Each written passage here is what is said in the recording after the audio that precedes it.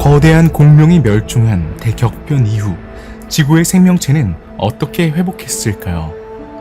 오늘날 많은 멸종된 동물들은 아직 살아있는 일부 종보다 우리에게 더 친숙합니다. 그 중에는 공룡도 포함되어 있습니다. 디플로도쿠스는 땅 돼지보다 더 유명하고 티라노사우루스는 페라메테보다도 더 유명합니다. 공룡은 대중문화의 일부입니다.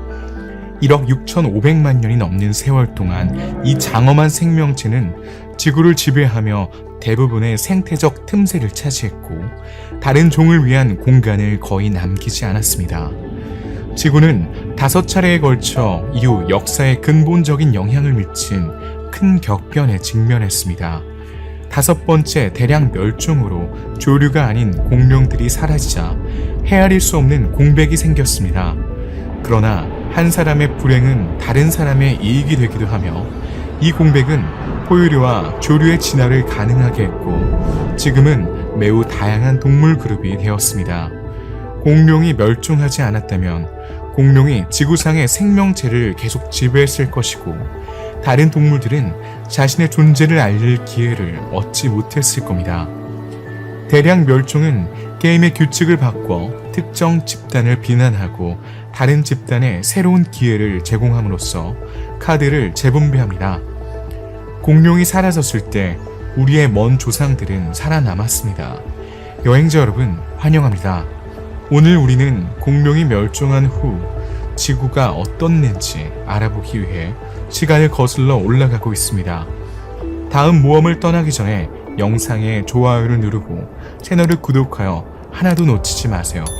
공룡 이전의 삶과 공룡 이후의 삶에 오신 것을 환영합니다.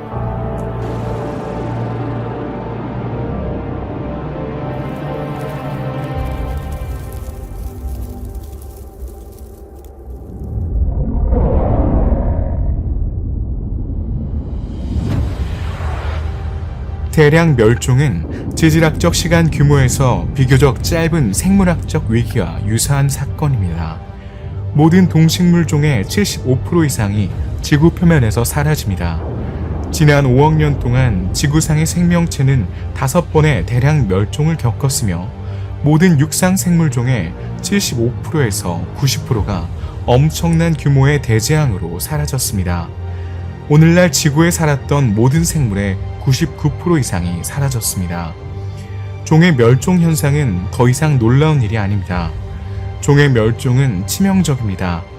멸종된 동식물이 진화를 거듭하면서 새로운 방향으로 나아가는 과정에서 생물종의 대량 멸종은 생물계의 역사에서 중요한 역할을 해왔습니다. 그러나 이러한 치명적인 사건은 새로운 형태의 생명체를 위한 길을 열어주기도 합니다. 우르도비스기 실루리아기 멸종은 4억 4,400만 년 전에 발생했습니다.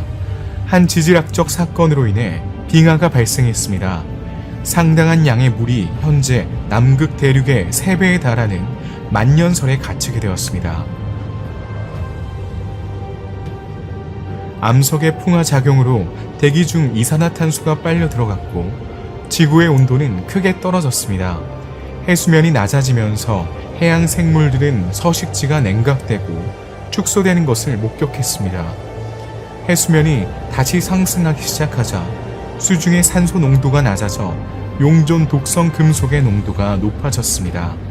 이 사건으로 인해 모든 육상 생물종의 85%가 사라졌습니다. 대본기 멸종은 3억 8,300만 년 전에 시작되었습니다. 아마도 강력한 화산 폭발로 인해 바다의 산소 농도가 급격히 떨어졌을 것입니다. 이것은 해양 동식물에게 재앙이었습니다. 지구는 갑자기 다시 얼어붙었지만 이번 대빙기는 100만 년도 채 되지 않은 짧은 기간 동안 지속되었습니다. 이 대량 멸종 기간 동안에 종의 75%가 사라졌습니다.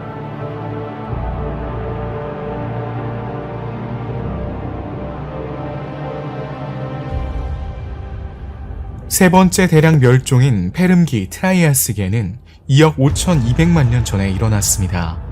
지구 생명체 역사상 최악의 재앙이었습니다. 모든 생물종의 90% 이상이 멸종했습니다. 파괴된 숲이 회복되려면 1000만 년 이상이 걸릴 것입니다. 화산 폭발로 거대한 용암이 분출되어 수십억 톤의 탄소가 방출되었습니다. 그 후 마그마가 지표면으로 침투하여 메탄과 같은 다른 온실가스를 증발시켰습니다. 그 결과 엄청난 규모의 지구온난화가 발생했습니다. 바닷물과 지표면 온도가 몇 도씩 상승했습니다. 지구의 암석은 산성비에 의해 급격히 변화했습니다. 바다의 산소 농도는 약 76% 감소하여 해양 동식물이 위험에 처했습니다.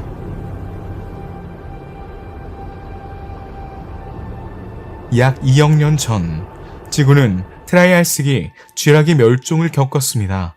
지질학적 사건으로 인해 지구 표면이 온난화되고 대기 중 이산화탄소 농도가 증가했습니다. 이로 인해 바다가 산성화되어 해양 생물이 제대로 성장할 수 없게 되었습니다. 이는 육상 및 해양 생물종의 최대 80%를 잃고 있는 지구 생명체에 또 다른 타격을 주고 있습니다.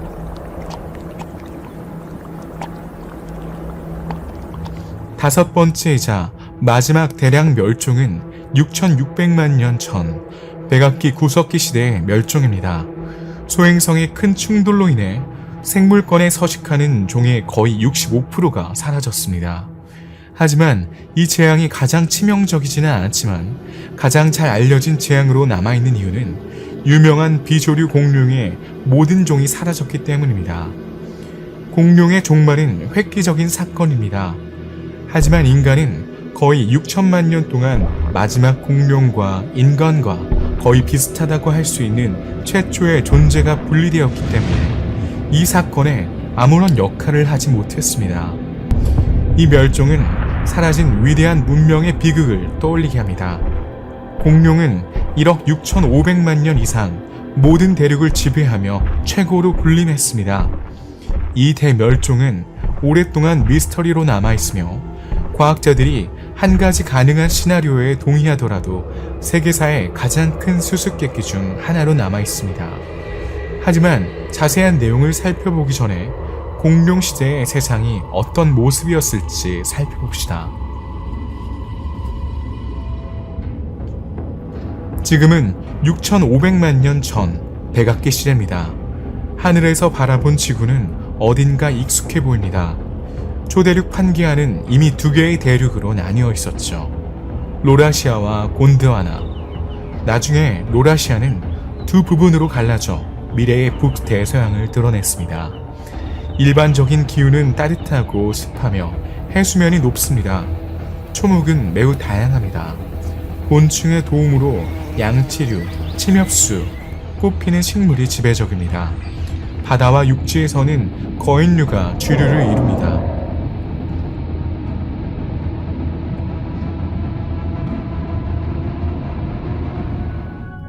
대형 해양 파충류는 백악기 바다에서 최고로 군림하고 있습니다.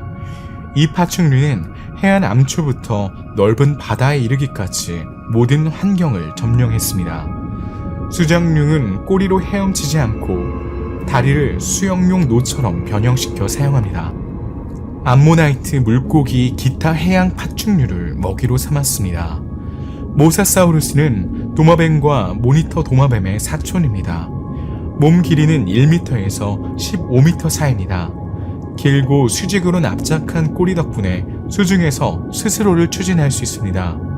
팔 다리는 수영용 패들로 변형되어 수영을 할 수 있습니다. 물고기와 다른 파충류를 먹이로 삼습니다. 이 모든 파충류는 아가미가 아닌 폐로 숨을 쉽니다. 따라서 정기적으로 수면으로 올라와 공기를 보충해야 합니다. 하지만 수장용과 같은 일부 종은 콧구멍이 너무 작아서 이 기능을 수행하지 못합니다. 따라서 이들은 입을 반쯤 벌리고 헤엄쳐서 입 천장의 구멍을 통해 물이 콧구멍으로 빠져나가게 합니다. 냄새는 통과하면서 분석됩니다.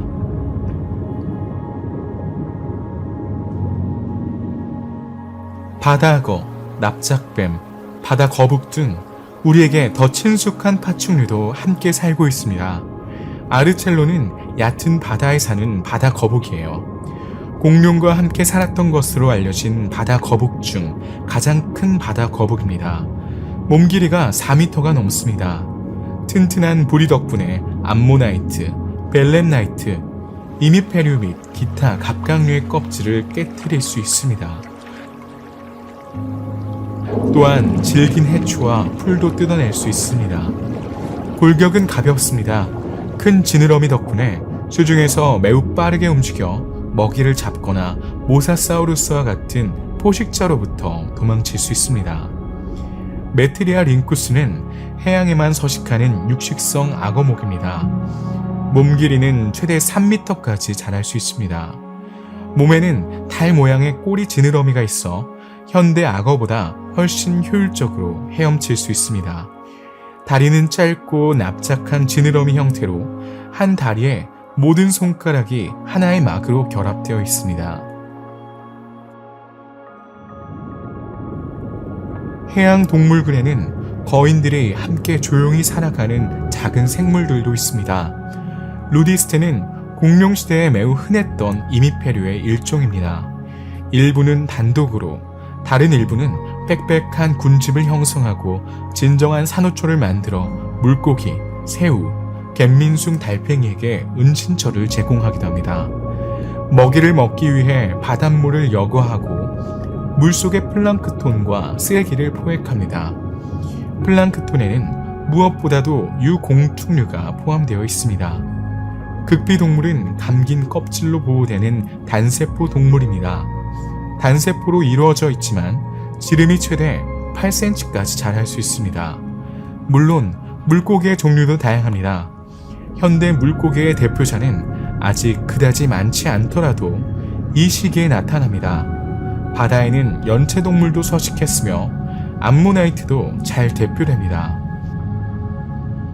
일련의 방으로 구성된 나선형 껍질로 보호되는 이 동물은 종종 가장 큰 마지막 방에 살고 있습니다. 이 동물은 조향이 가능한 작은 튜브를 이용해 움직입니다. 촉수에는 먹이를 잡을 수 있는 흡입컵이 장착되어 있습니다. 그런 다음 앵무새처럼 생긴 턱으로 먹이를 부숴버립니다. 당시 암모나이트의 종류는 5,000종이 넘었습니다. 벨렘나이트는 내부 껍질이 있는 두 종류입니다. 유체 역학적인 몸 덕분에 빠른 속도로 헤엄칠 수 있었죠. 육식성인 이 종은 10개의 갈고리 촉수로 물고기를 잡아먹습니다. 새와 익룡은 공기를 공유합니다. 익룡은 공룡과 함께 살았던 비행 파충류의 일종입니다. 그중 하나인 케찰코아틀루스는 날개 길이가 최대 12m에 달할 정도로 인상적인 크기를 자랑했습니다. 이 공룡은 당시의 거대 주위에 영향을 받았습니다. 익룡은 물고기를 아주 좋아했습니다. 수중에서 헤엄칠 수 없었기 때문에 부리로 수면 위를 미끄러지듯 날아다니며 물고기를 잡았습니다. 종에 따라 익룡은 매우 다양한 부리를 가졌습니다. 플랑크톤을 걸러내는 길고 가는 이빨을 가진 것도 있고 이빨이 없고 청소부처럼 생긴 것도 있습니다.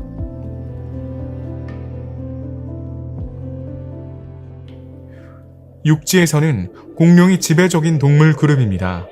엄청난 크기와 몸무게 덕분에 공룡은 모든 대륙에서 다양화되고 진화했습니다. 공룡은 백악기의 자부심이자 기쁨이었습니다. 용의 머리와 길고 날카로운 이빨을 가진 공룡은 끊임없이 우리를 매료시키죠. 대중화된 이미지 너머의 공룡의 세계는 여전히 별개의 세계입니다. 디플로도쿠스와 브라키오사우루스는 역사상 가장 큰 육상동물이었습니다.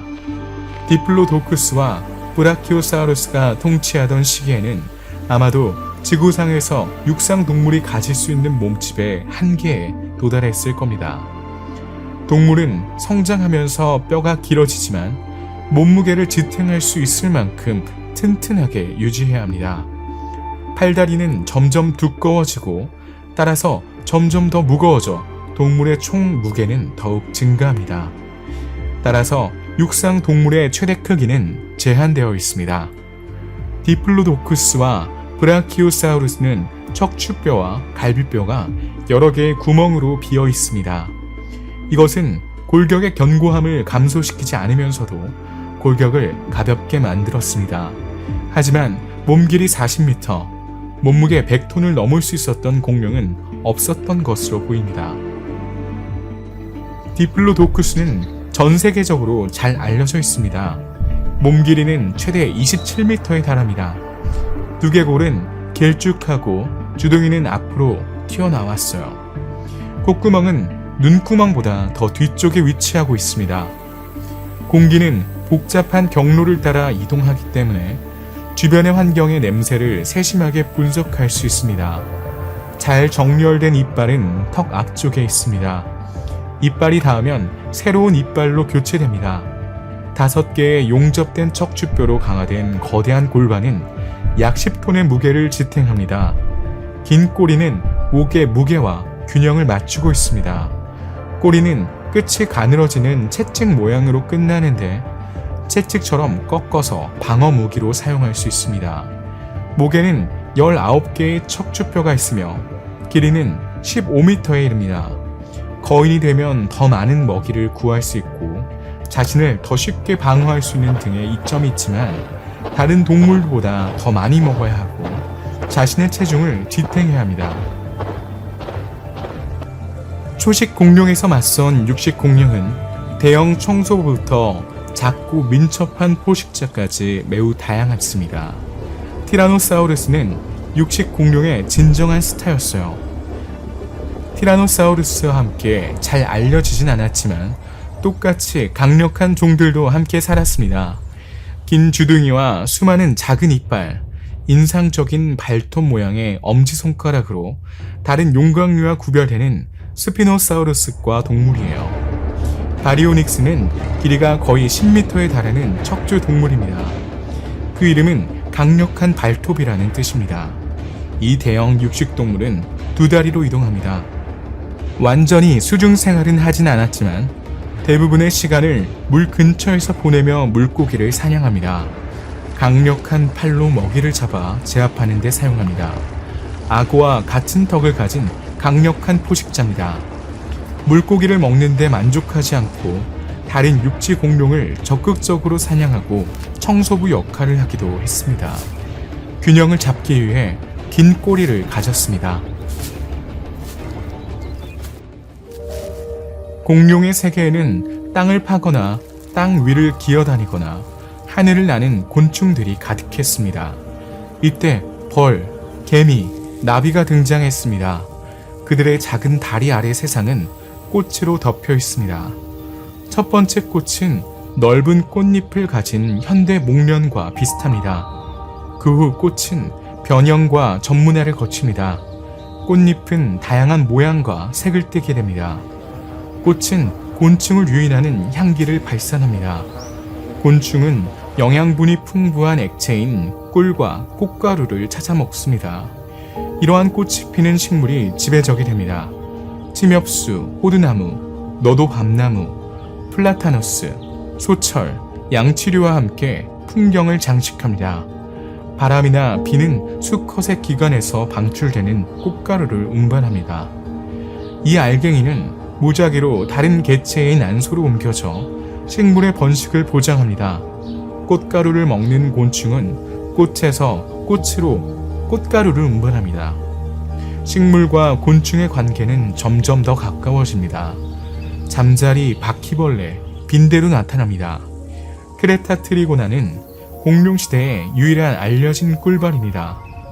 오늘날의 열대 벌과 매우 흡사하죠.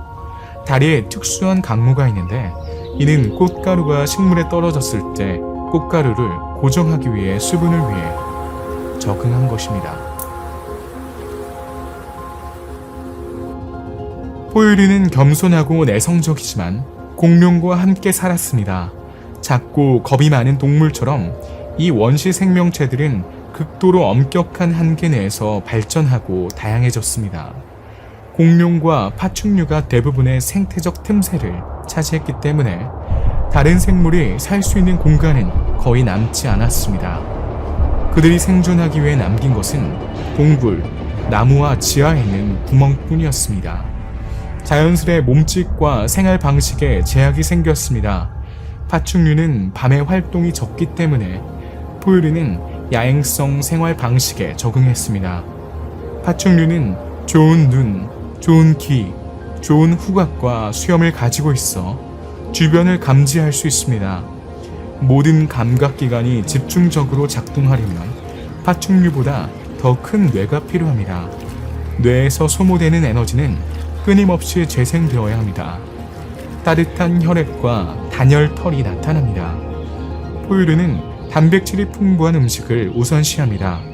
곤충, 다른 무척 추동물, 식물, 씨앗을 먹습니다.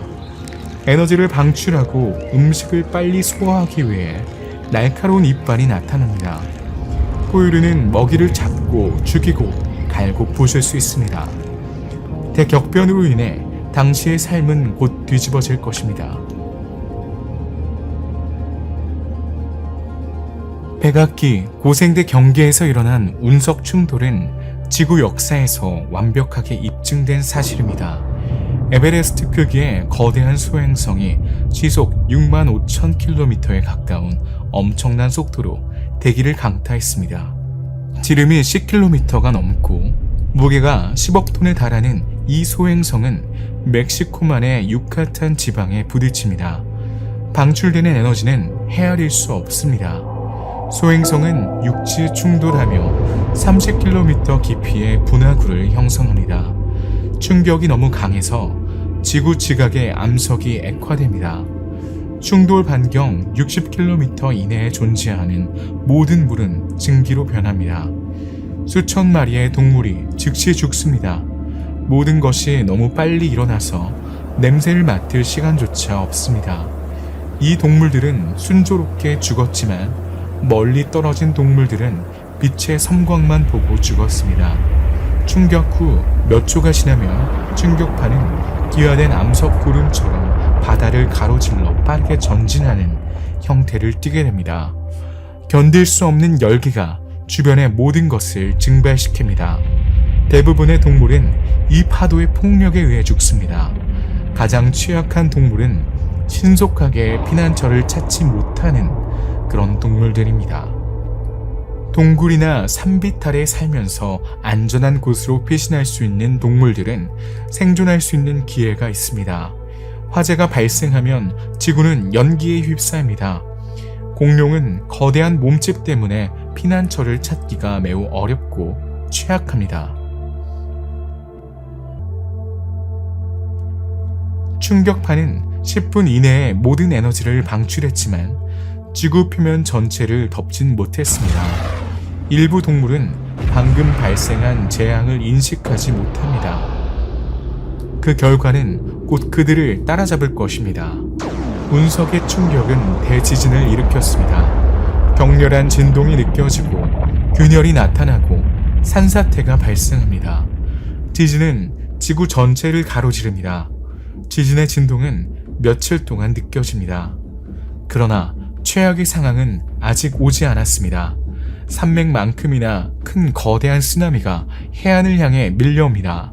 쓰나미는 시속 1000km에 가까운 속도로 대서양을 건너왔습니다. 파도는 해안에 가까워진 후 동물, 나무, 잔해물을 싣고 해변으로 추락합니다. 그런 다음 엄청난 힘으로 후퇴하여 새로운 지질 지형을 형성합니다. 언덕, 계곡, 협곡이 형성됩니다. 동물의 사체가 흩어지거나 바다로 씻겨 내려갑니다. 쓰나미는 가라앉지만 그 충격으로 우주로 날아간 수백만 톤의 암석은 이제 완두콩에서 집까지 다양한 크기의 운석으로 떨어집니다.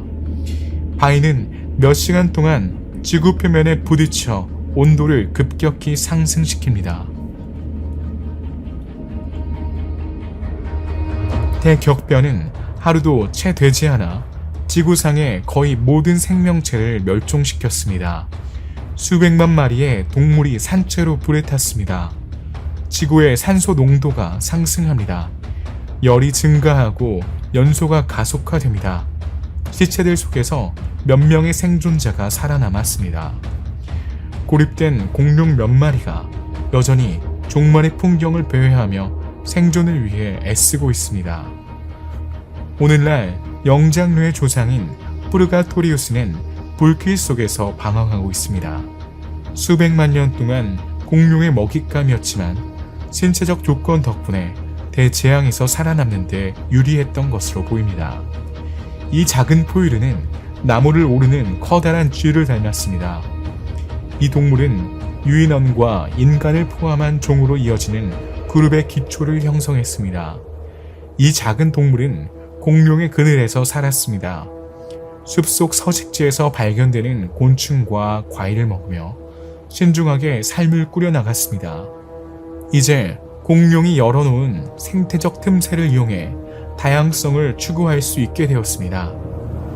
충돌 당시 방출된 화산재와 화학 원소 구름이 뭉쳐서 서서히 하늘을 뒤덮었습니다. 충돌 과정에서 유황이 대량으로 생성되었습니다.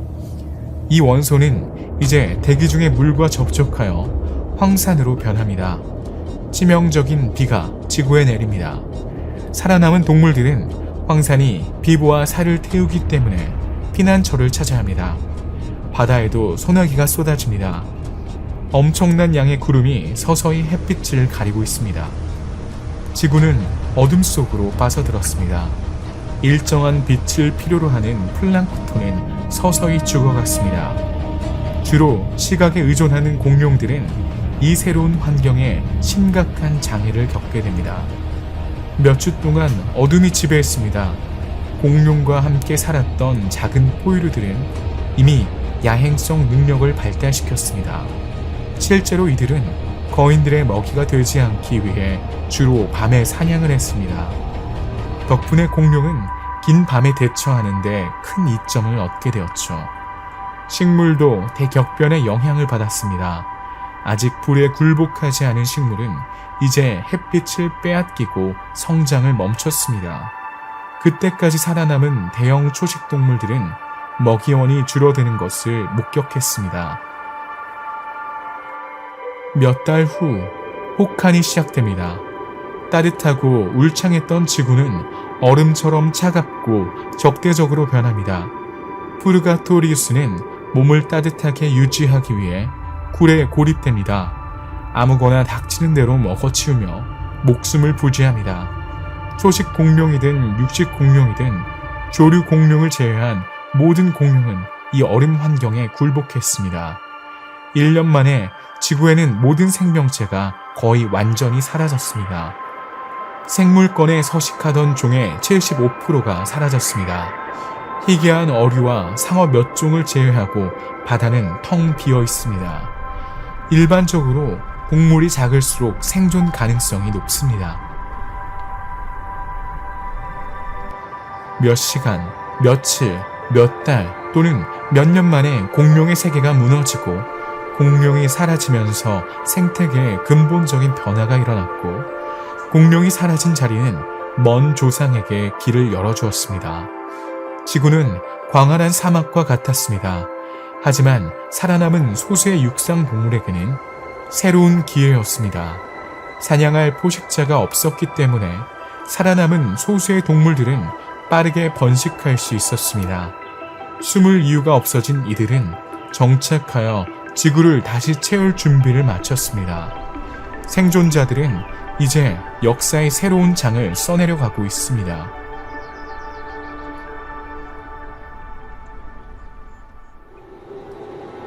거대한 파충류가 지구상에서 사라집니다. 다른 분류군은 아주 작은 개체로 살아남습니다.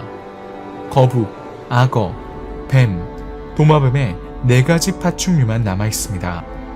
따뜻하고 얕은 열대 해역에 서식하던 군락 산호종의 98%가 사라졌습니다.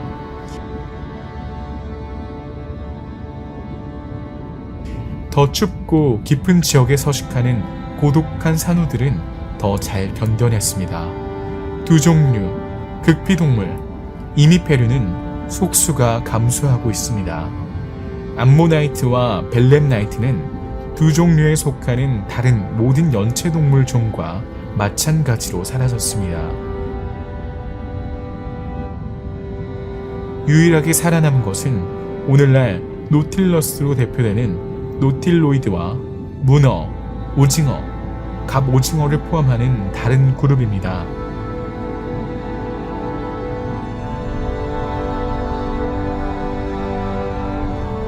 먹이 사슬의 기반이 영향을 받았습니다. 빛이 없으면 식물은 시들어버립니다. 대형 초식동물은 먹이가 부족합니다. 바다에서도 같은 방식으로 먹이 사슬이 파괴되었습니다. 플랑크톤이 사라지면 플랑크톤을 먹이로 삼는 모든 동물이 굶어 죽습니다. 작은 잔해 먹이 동물들은 식물 잔해와 진흙 속에 사는 작은 동물을 먹이로 삼습니다. 모든 식물이 죽어도 수생동물은 오랫동안 살아남을 수 있습니다. 또한 가뭄이 지속되는 기간에도 견딜 수 있습니다. 민물 진흙 속에 잘 숨어있는 이들은 슬로우 모션으로 일생을 보냅니다. 육지에서는 동물의 사체나 씨앗, 식물 잔해를 찾아 몇 달 동안 생존합니다. 동면 능력과 결합하여 열악한 환경에 더 효과적으로 저항할 수 있습니다. 또 다른 특징은 특정 동물이 운석 낙하로 인한 피해를 더 잘 견딜 수 있게 해줍니다. 포유류와 조류는 항온성 종입니다. 이들은 외부 온도에 덜 의존하고 더 잘 생존할 수 있습니다. 마찬가지로 바닷가에 사는 종은 환경의 큰 변화를 더 잘 견딜 수 있습니다. 운이 좋은 걸까요? 아니면 적응 능력이 뛰어난 걸까요? 살아있는 유기체의 경우 드물고 치명적인 사건에 적응하는 것은 불가능합니다. 자연 선택은 그 종의 모든 개체가 즉각적으로 죽지 않을 만큼 느리고 약한 경우에만 작동합니다. 백악기 고생대의 멸종 기간 동안 동물들은 무작위로 죽임을 당했습니다. 일부가 우대받는다면 그 사건으로 인해 만들어진 새로운 생활 조건에 더 잘 저항할 수 있었기 때문입니다.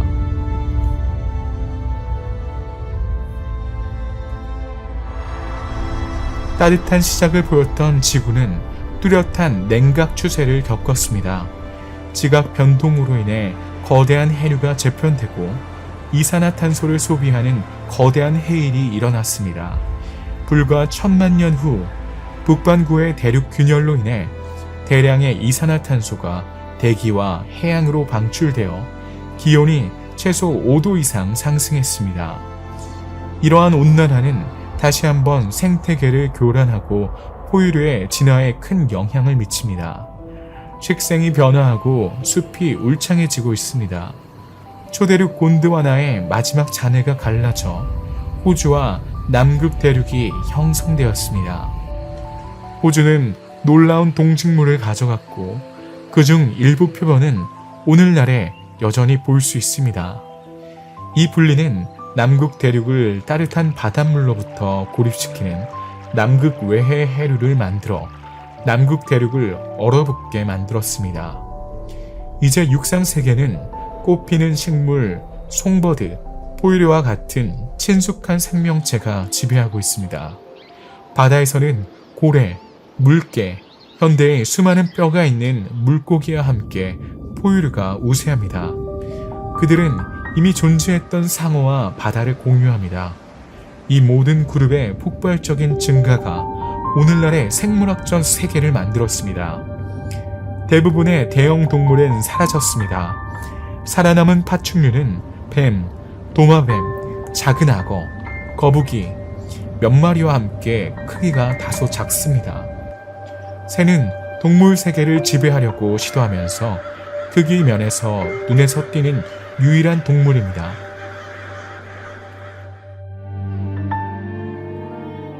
디아트리마라고도 알려진 가스토르니스 파리시엔시스와 테라토르티니스 인빌리빌리스는 인상적인 크기의 새입니다. 가스토르니스는 당시 가장 큰 새로 가장 큰 표본의 경우 최대 2m에 달합니다. 짧은 날개와 긴 다리, 두꺼운 부리를 가지고 있습니다. 날지 못하기 때문에 오늘날의 타조처럼 움직입니다. 열대 기후의 습과 늪에서 번성합니다. 포유류나 악어와 같은 잠재적 포식자가 자신보다 작기 때문에 현재로서는 포식 동물이 아닙니다. 튼튼한 부리와 강력한 발톱으로 잡식성 식단을 섭취할 수 있습니다. 테라토르니스는 괴물새라는 별명을 가지고 있습니다. 날개 길이가 최대 5m에 달하고 날개 한쪽의 표면적이 17.5제곱미터에 달합니다. 당시에는 날 수 있는 새 중 가장 큰 새였죠. 튼튼한 다리와 강력한 발로 먹이를 낚아채고 잡을 수 있는 힘이 매우 강합니다. 이 두 표본은 지구상에 잠시 모습을 드러낸 것일 뿐이며 앞으로 살아남을 새들은 더 작은 크기를 자랑할 것입니다. 하지만 현재로서는 이 무시무시한 맹금류가 사바나를 지배하고 있습니다. 이들은 먹이를 쫓아갈 수 있는 초목이 드문 환경을 선호합니다. 원시 말과 같은 작은 포유류는 물론 오늘날의 독수리처럼 시체도 포획해서 먹어치우게 됩니다.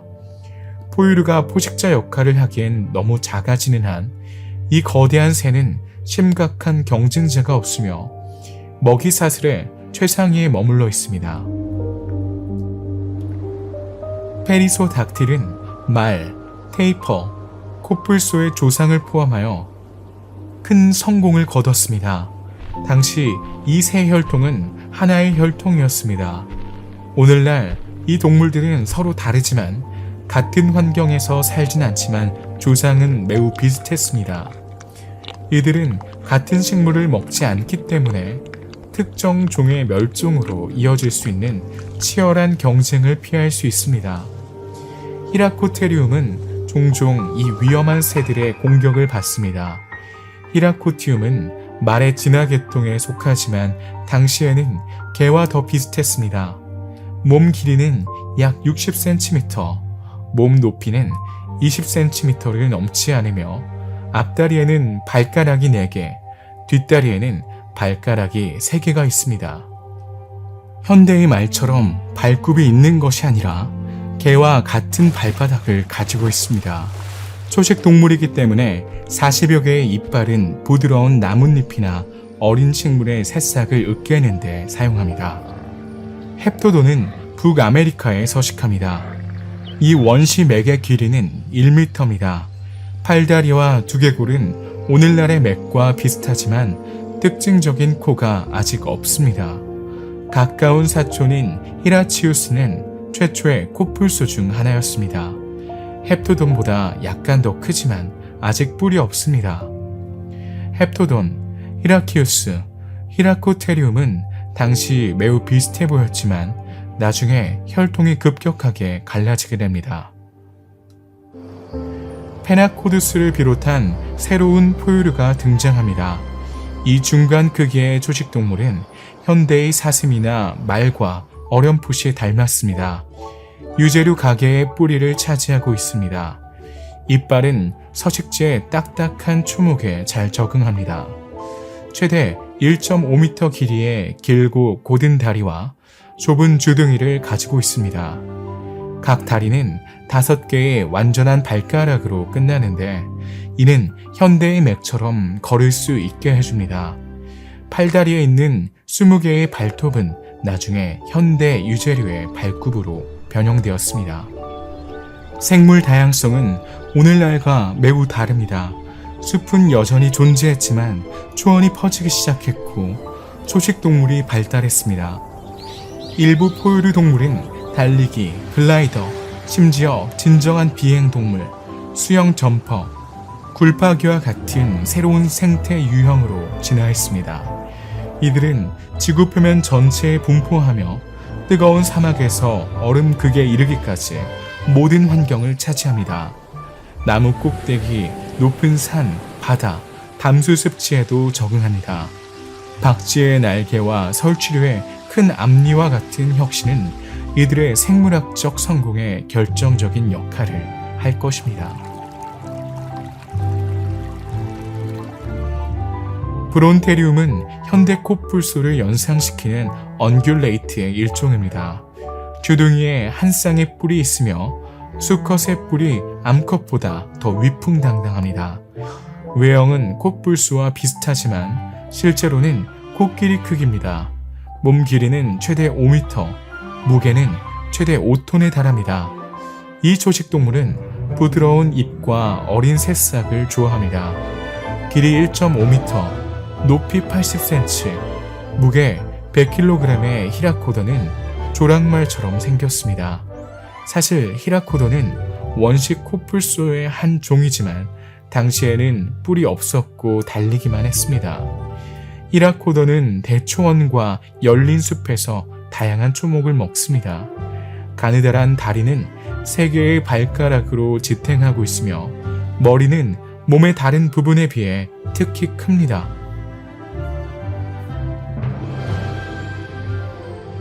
초식동물의 다양화는 의심할 여지 없이 육식 포유류의 다양화와 유사합니다. 이 시기에는 대표되는 그룹 중 하이에나 이빨이라는 뜻의 이름을 가진 하이에노도는 고양이의 모습으로 등장합니다. 거대하고 튼튼한 몸체에 긴 꼬리가 특징이며 발가락마다 날카로운 발톱이 달려 있습니다. 하이에노도는 뛰어난 사냥꾼입니다. 뇌는 작지만 고도로 발달된 후각과 강력한 턱, 빠른 속도로 많은 먹이를 사냥할 수 있습니다. 날카로운 뾰족한 이빨로 먹이를 잡으면 으깨버릴 수 있습니다. 히에노도는 청소부이기도 합니다. 발견한 새체를 배설물로 덮어 냄새를 가리고 다른 포식자가 발견하지 못하도록 합니다. 키 1.5m, 몸 길이가 3m에 달하는 히에노도는 최대 시속 55km의 속도로 달릴 수 있기 때문에 가스토로노스와 같은 대형 포식자들과 맞서 싸우는 것을 두려워하지 않습니다.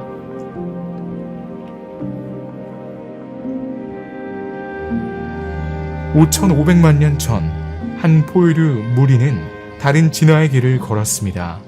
두 눈을 감고 엄지손가락을 오므릴 수 있는 손을 가진 이들은 최초의 영장류였습니다. 이들의 선조는 플래시아다 피목입니다. 이 작은 포유류는 식충성 포유류이자 수목성 포유류였어요.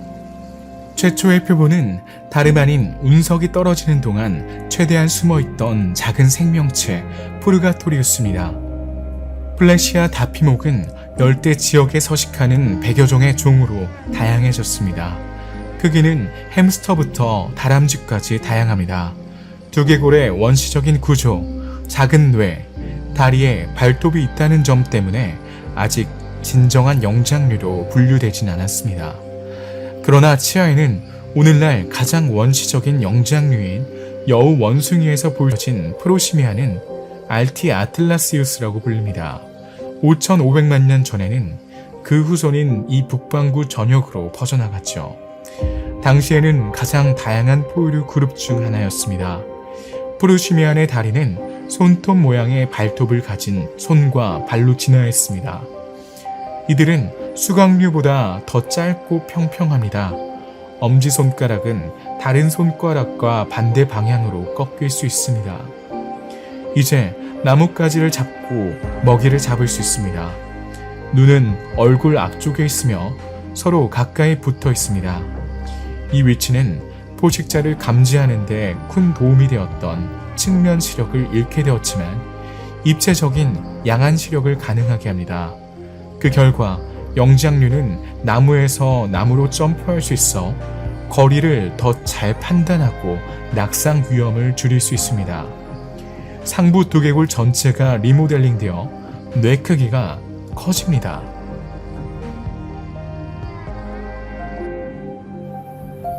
(4,500만 년) 전 아시아에서 최초의 유인원이 등장했습니다.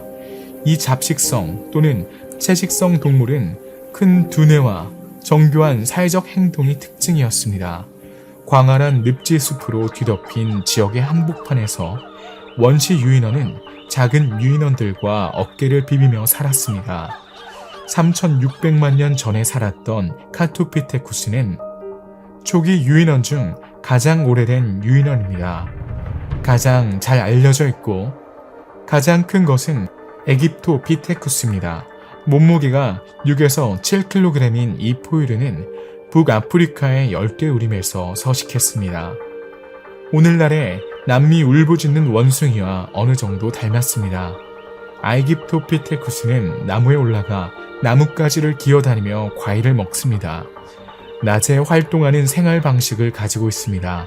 시미안과 프로시미안을 구별하는 모든 특징을 가지고 있습니다. 두개골에는 더 큰 뇌가 있습니다. 눈구멍이 완전히 닫혀 있어 안구가 뇌의 축두 옆과 분리되어 있습니다.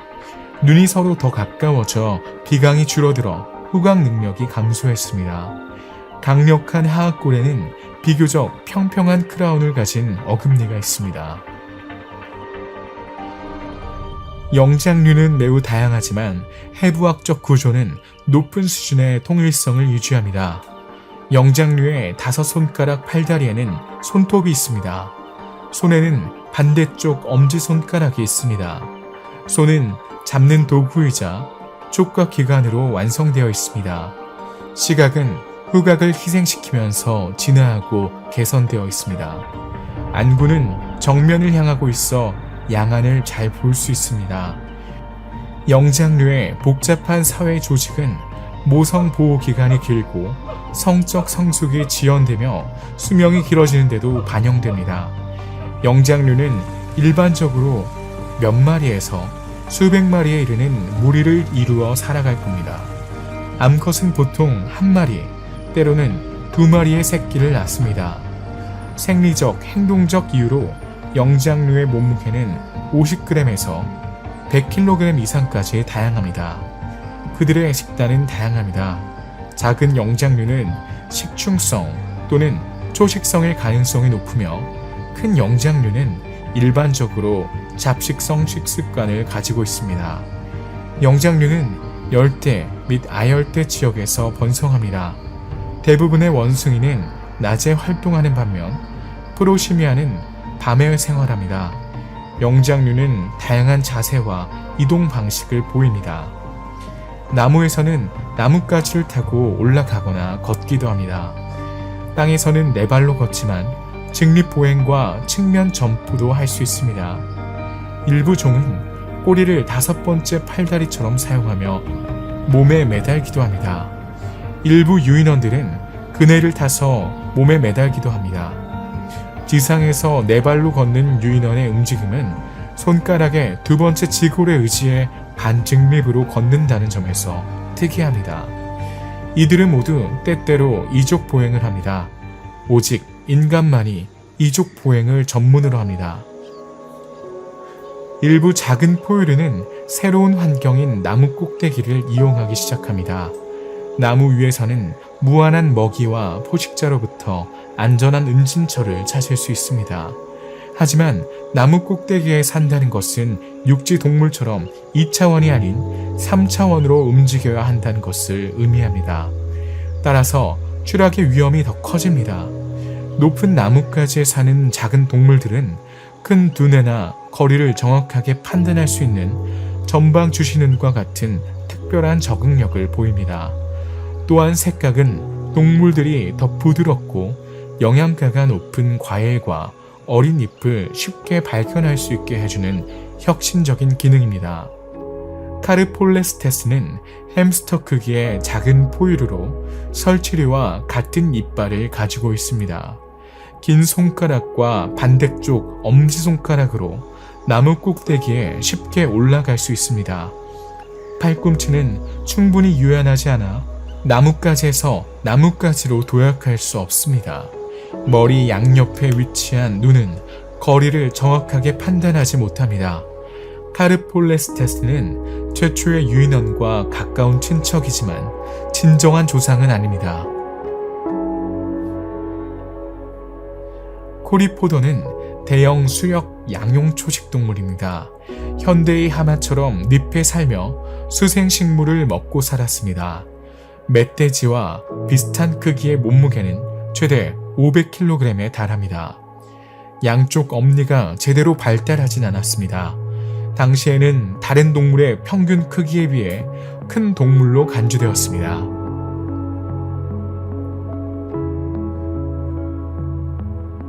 고래와 돌고래의 조상은 말 그대로 육지 위를 질주했습니다. 오늘날에는 육지에 사는 네 발 달린 동물이 어떻게 고래류로 진화했는지 상상하기 어렵습니다.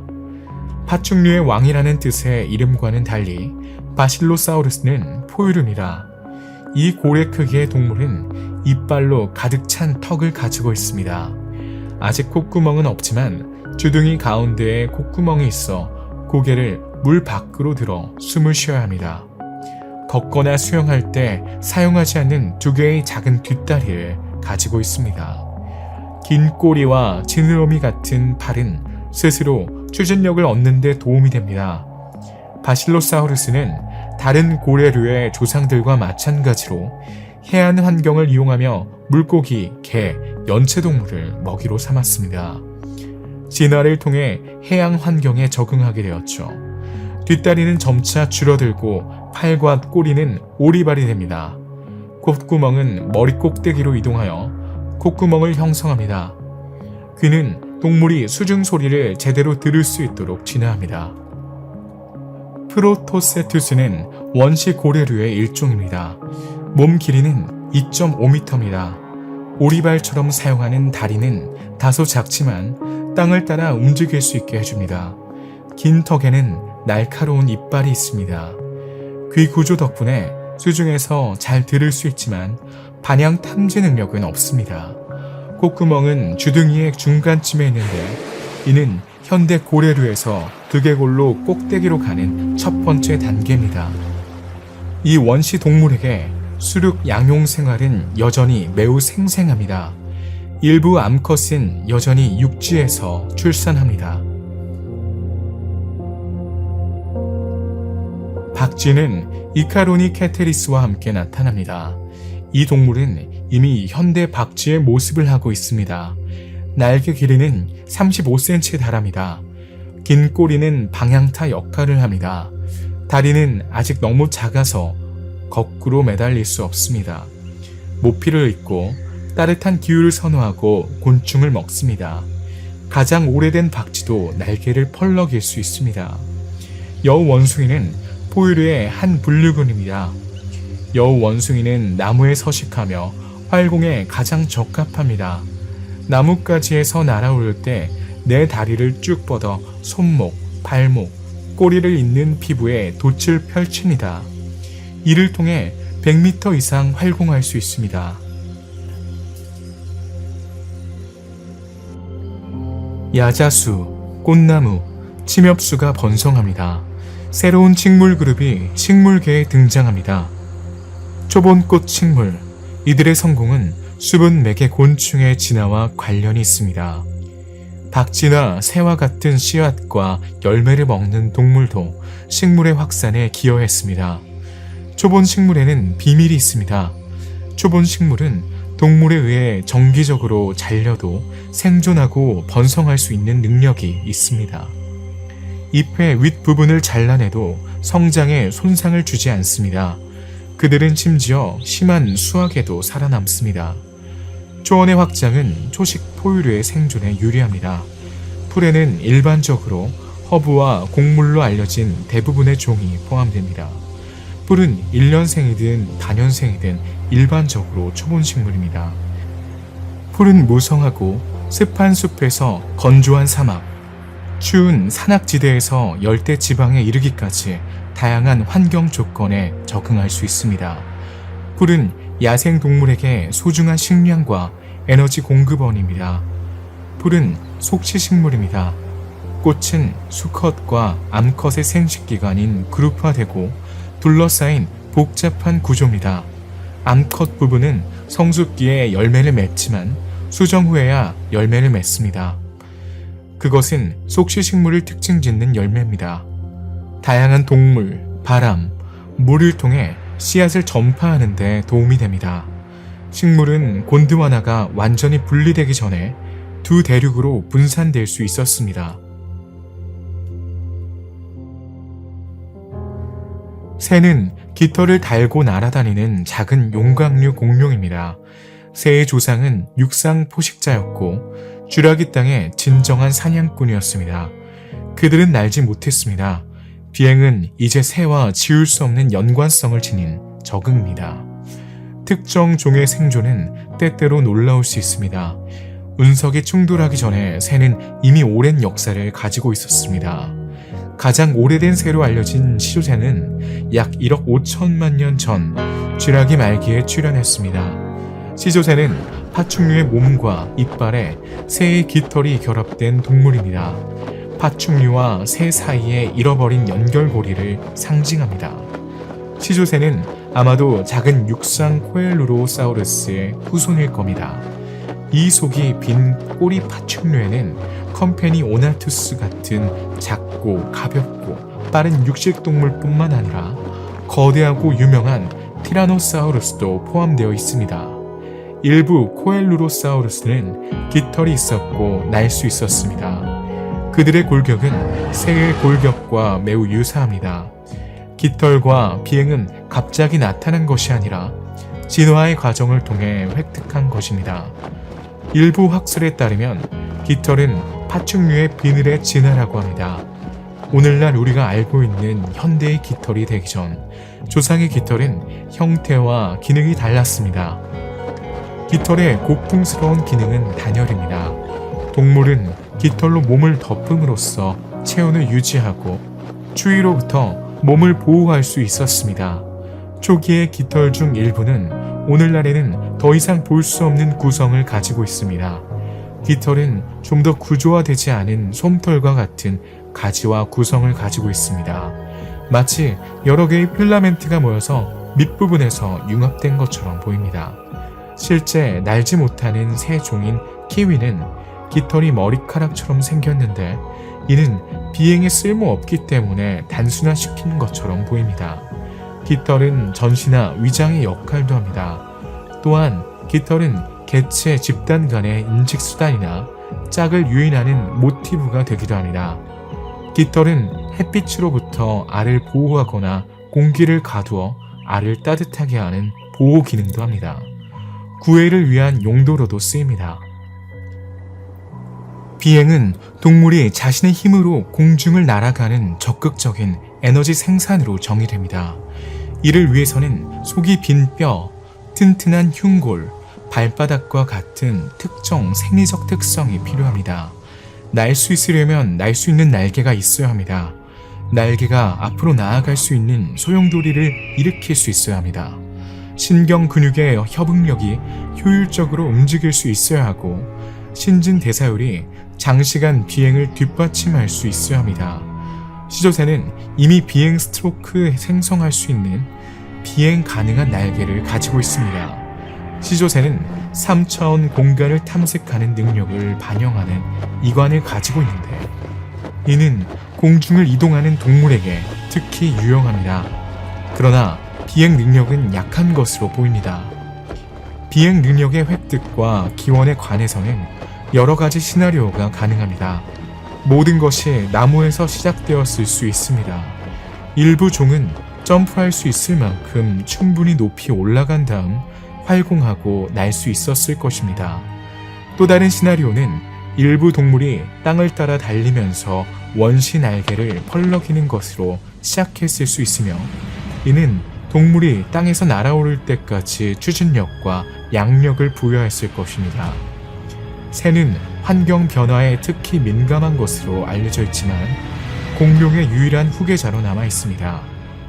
공룡 시대에는 시조새와 익룡 계통 등 소수의 종만이 존재했던 것으로 알려진 반면 현재 1만 종의 조류가 기록되어 있습니다.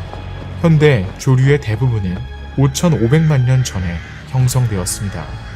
당시 빙하의 변화로 인해 기후가 냉각되고 건조해지면서 다양한 그룹의 종 분화가 촉진되었습니다. 약 6천만 년 전 북대서양에서 강력한 화산 폭발이 일어나 이산화탄소를 방출했습니다. 대기와 바닷물이 따뜻해지기 시작했습니다. 대륙 가장자리에 퇴적물에 저장된 메탄이 불안정해졌습니다. 한꺼번에 방출된 메탄은 열 피크와 갑작스러운 지구 온난화로 이어집니다. 이 시점에서 포유류의 급속한 다양화에 도움이 되는 환경이 조성되었습니다. 포유류는 발달을 통해 수영과 비행을 마스터하게 됩니다. 아메리카 대륙 서쪽의 코르딜레라 산맥은 격렬한 변형을 겪었습니다. 유럽은 섭입에 휩쓸려 아프리카에 더 가까워졌습니다. 이 두 지역의 접촉으로 알프스를 비롯한 산맥이 형성되었고 페르시아만과 히말라야 융계지대의 가장자리를 따라 접히면서 인도가 아시아 아래로 가라앉게 되었습니다. 약 3,400만 년 전 대륙 이동과 관련된 주요 기후변화가 발생했습니다. 지구의 기온이 떨어지고 계절의 차이가 더욱 뚜렷해졌습니다. 유럽과 아시아를 구분하는 바다의 팔이 줄어들면서 양쪽의 동식물이 이동할 수 있는 새로운 길이 열렸습니다. 얼마 후 북미와 스칸디나비아 유럽이 분리되었습니다. 온난화 시기가 지나고 지구는 다시 한번 대빙기를 맞았습니다. 아메리카 코르디에라스 산맥과 알파인 산맥이 형성된 후 카리브해 해와 테티스가 폐쇄되었습니다. 대서양과 태평양 사이의 연결이 온난화 구역에서 끊어졌습니다. 해류는 특히 대서양에서 주로 남북 방향으로 이동하여 지구를 냉각시킵니다. 남극 대륙의 표면이 전반적으로 얼어붙기 시작한 것은 약 2300만 년 전입니다. 따뜻한 바닷물이 남극에 도달하지 못하게 하는 해류에 둘러싸여 남극은 남미로부터 고립되어 추위의 주요 저장소가 되었습니다. 기후변화의 원인은 지구의 지축이 기울어진 것으로도 설명할 수 있습니다. 이는 지구가 1년 중 일부 기간 동안 빛을 덜 받는다는 것을 의미하며 이는 계절이 더 뚜렷해지고 평균 기온이 낮아진다는 것을 의미합니다. 추해지면서 전 세계의 많은 풍경이 변화하고 있습니다. 사바나와 대초원이 숲을 대체하고 있습니다. 식량 자원의 변화는 초식동물과 포식자 모두를 혼란에 빠뜨리고 있습니다. 동물들은 진화하고 새로운 환경에 적응해야 합니다. 잎을 먹는 작은 숲 초식동물은 이제 풀을 먹는 큰 초식동물로 대체되었습니다. 초원의 확장은 더 빨리, 더 오래 달릴 수 있는 동물의 출현으로 이어졌습니다. 풀은 식량 자원으로서 영양가가 낮고 치아를 더 빨리 마모시킵니다. 따라서 동물은 많은 양의 풀을 섭취해야 하며 설치류와 말처럼 지속적으로 성장하는 치아가 나타납니다. 이러한 적응은 초식동물 치아의 빠른 마모를 보완합니다. 많은 종의 고대 포유류가 사라졌습니다. 그들은 설치류, 반추동물, 그리고 현대 육식동물과 같은 다른 그룹에 자리를 내주었습니다. 포유류의 진화는 점점 더 다양한 형태로 이어졌고 가장 큰 공룡과 비교될 수 있는 진정한 거인의 탄생으로 이어졌습니다. 동물이 점점 더 커지는 진화적 경향은 원래 크기가 작았다는 사실로 설명할 수 있습니다. 몸집이 크면 많은 이점이 있습니다. 몸집이 큰 동물은 포식자의 공격을 받을 가능성이 적고 먹이를 찾기가 더 쉽습니다. 체온을 일정하게 유지하고 에너지를 덜 소비합니다. 하지만 대형 초식 동물에게 필요한 초목의 전체 양은 상당합니다. 개체수가 많지 않기 때문에 위기 상황이 발생하면 종족이 더 취약해질 수 있습니다.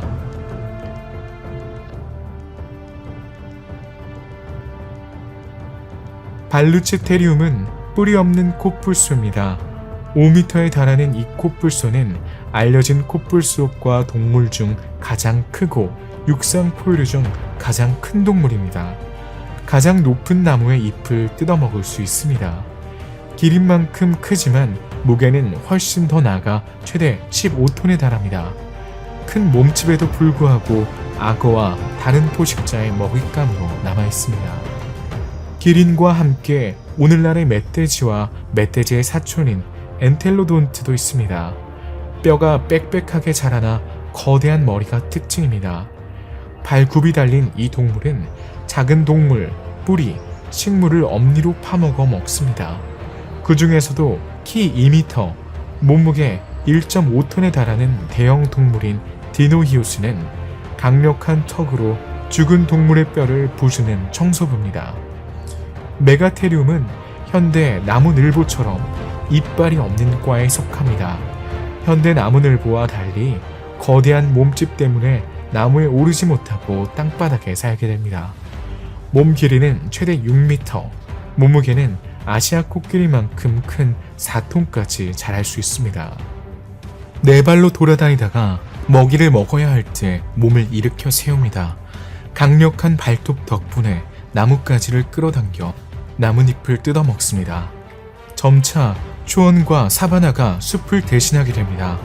동물들은 이러한 변화에 적응하고 새로운 종의 초식동물인 기존의 초식동물을 대체합니다. 풀은 바닥에서 더 빨리 자랄수록 더 자주 잘립니다.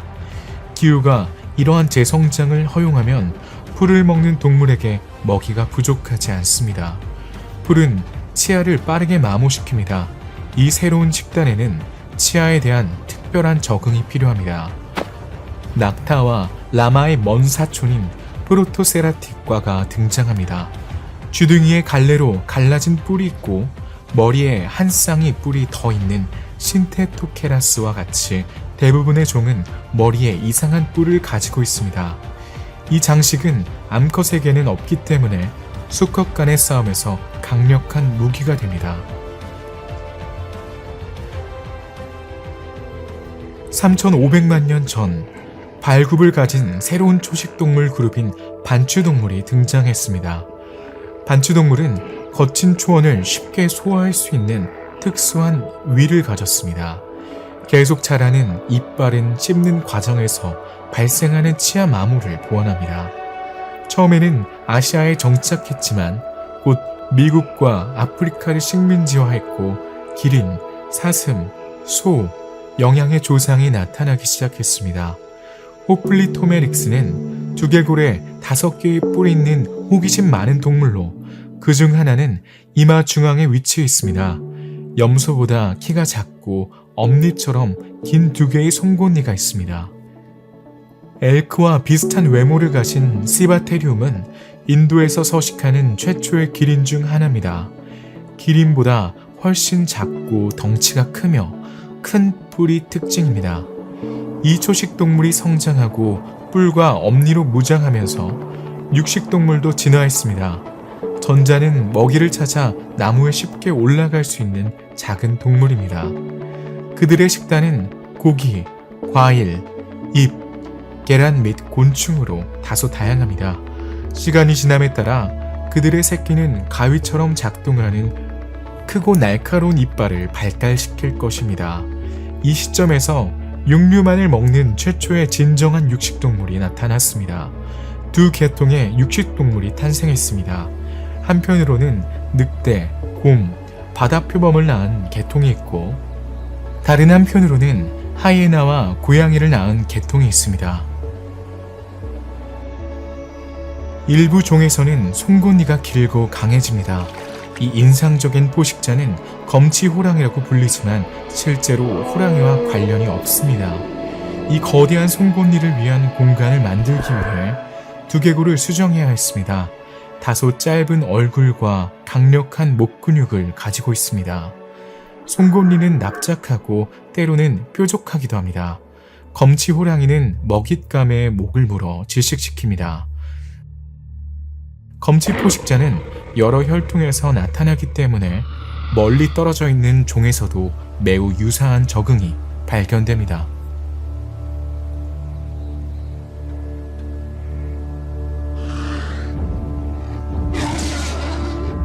설치류는 날카로운 이빨도 특징입니다. 설치류는 앞니가 계속 자라며 서로 문지르면 날카로워집니다. 이빨은 매우 날카로워서 음식이나 나무 조각을 잘라낼 수 있습니다.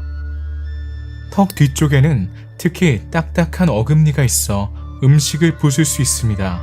설치류 이전에는 다른 작은 원시 포유류인 다관류가 이런 치열을 가졌습니다. 이들은 최초의 채식 포유류였습니다.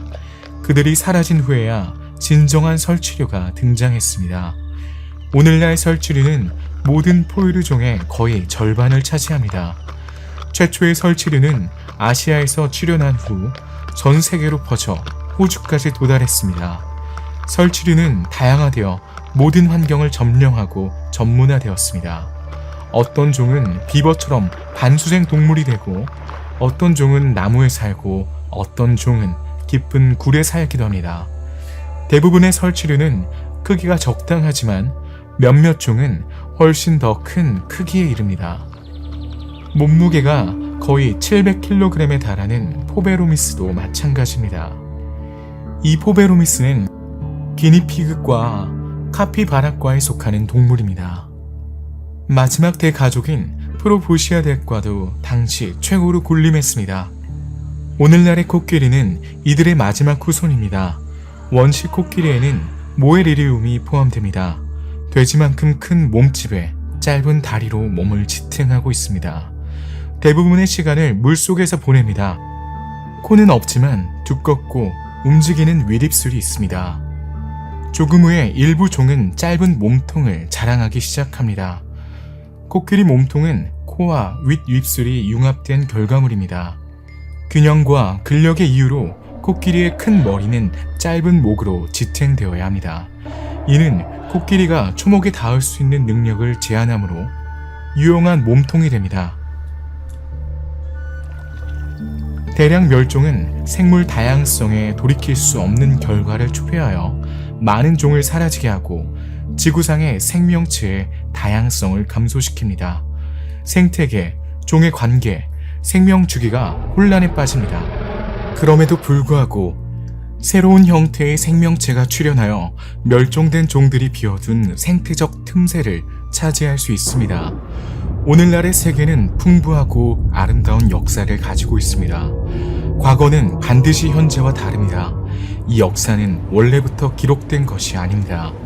지구는 외계에서든 그렇지 않든 예기치 못한 사건에 지속적으로 노출되어 새로운 방향으로 진화를 거듭하고 있습니다.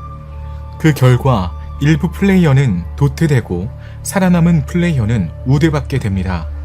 지구 지층 깊숙이 묻혀있는 화석 유골 덕분에 우린 앵무새가 앵무새로 태어나지 않고 돌고래가 돌고래로 태어나지 않았다는 것을 알게 되었습니다. 석기 골격은 우리가 속한 이 역사를 매일 우리에게 보여줍니다.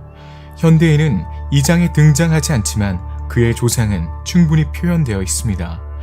공룡이 사라지지 않았다면 우린 분명 공룡에 대해 이야기할 수 없었을 것입니다.